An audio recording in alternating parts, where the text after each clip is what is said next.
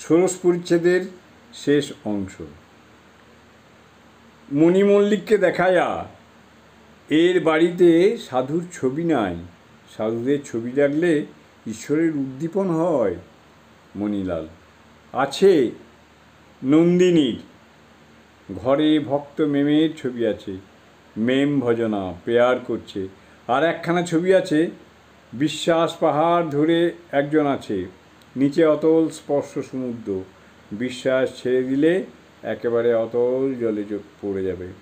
আর একটি ছবি আছে, কয়টি বালিকা বর আসবে বলে প্রদীপে তেল ভরে জেগে বসে আছে, যে ঘুমিয়ে পড়েছে সে দেখতে পাবে না, ঈশ্বরকে বর বলে বর্ণনা করেছে। শ্রীরামকৃষ্ণ সহাস্যে, এটি বেশ। মণিলাল, আরও ছবি আছে, বিশ্বাসের বৃক্ষ আর পাপ পুণ্যের ছবি। শ্রীরামকৃষ্ণ ভবনাথের প্রতি, বেশ সব ছবি, তুই দেখতে যাস? কিয়ৎক্ষণ পরে ঠাকুর বলতেছেন, একবার ভাবি, তখন ওসব ভালো লাগে না। প্রথমে একবার পাপ করতে হয়, কিসে পাপ থেকে মুক্তি হয়, কিন্তু তাঁর কৃপায় একবার ভালোবাসা যদি আসে, একবার রাগ ভক্তি যদি আসে, তাহলে পাপ পুণ্য সব ভুল হয়ে যায়। তখন আইনের সঙ্গে শাস্ত্রের সঙ্গে তফাৎ হয়ে যায়। অনুতাপ করতে হবে, প্রায়শ্চিত্ত করতে হবে, এসব ভাবনা আর থাকে না। যেমন বাঁকা নদী দিয়ে অনেক কষ্টে এবং অনেকক্ষণ পরে গন্তব্যস্থানে যাচ্ছ, কিন্তু যদি বন্যে হয় তাহলে সোজা পথ দিয়ে অল্পক্ষণের মধ্যে গন্তব্যস্থানে পৌঁছানো যায়। তখন ড্যাঙাতেই এক বাঁশ জল। প্রথম অবস্থায় অনেক ঘুরতে হয়, অনেক কষ্ট করতে হয়। রাগ ভক্তি এলে খুব সোজা।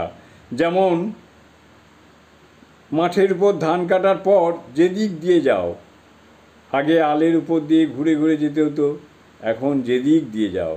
যদি কিছু কিছু খড় থাকে, জুতো পায়ে দিয়ে চলে গেলে আর কোনো কষ্ট নাই। বিবেক, বৈরাগ্য, গুরুবাক্যে বিশ্বাস এসব থাকলে আর কোনো কষ্ট নাই। শ্রীরামকৃষ্ণ ও ধ্যান যোগ, শিবযোগ, বিষ্ণু যোগ, নিরাকার ধ্যান ও সাকার ধ্যান।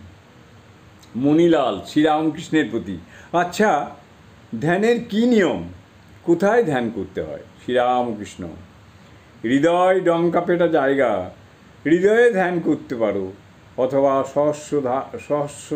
সহস্রারে, এগুলি আইনের ধ্যান শাস্ত্রে আছে। তবে তোমার যেখানে অভিরুচি ধ্যান করতে পারো। সব স্থানই তো ব্রহ্মময়, কোথায় তিনি নাই? যখন বলির কাছে 3 পায়ে নারায়ণ স্বর্গ মর্ত পাতাল ঢেকে ফেললেন, তখন কি অন্য স্থান বাকি ছিল? গঙ্গা তীরও যেমন পবিত্র, আবার যেখানে খারাপ মাটি আছে সেও তেমন পবিত্র। আবার আছে এ সমস্ত তাঁরই বিরাট মূর্তি। নিরাকার ধ্যান ও সাকার ধ্যান। নিরাকার ধ্যান বড় কঠিন, সে ধ্যানে যা কিছু দেখছ শুনছ লীন হয়ে যাবে। কেবল স্বস্বরূপ চিন্তা, সেই স্বরূপ চিন্তা করে শিব নাচেন, আমি কি এই বলে নাচেন। একে বলে শিবযোগ। ধ্যানের সময় কপালে দৃষ্টি রাখতে হয়, নেতি নেতি করে জগৎ ছেড়ে স্বস্বরূপ চিন্তা। আর এক আছে বিষ্ণুযোগ, নাসাগ্রে দৃষ্টি, অর্ধেক জগতে অর্ধেক অন্তরে। সাকার ধ্যানে এইরূপ হয়। শিব কখন কখন সাকার চিন্তা করেন, নাচেন, রাম রাম বলে নাচেন। জয় ঠাকুর। ওং স্থাপকায় চ ধর্মস্য সর্বধর্মস্বরূপিণে অবতার বরিষ্ঠায় রামকৃষ্ণায় তে নমঃ। আজ শ্রী শ্রী কথামৃত পাঠ এখানেই সমাপ্তি করলাম। জয় ঠাকুর।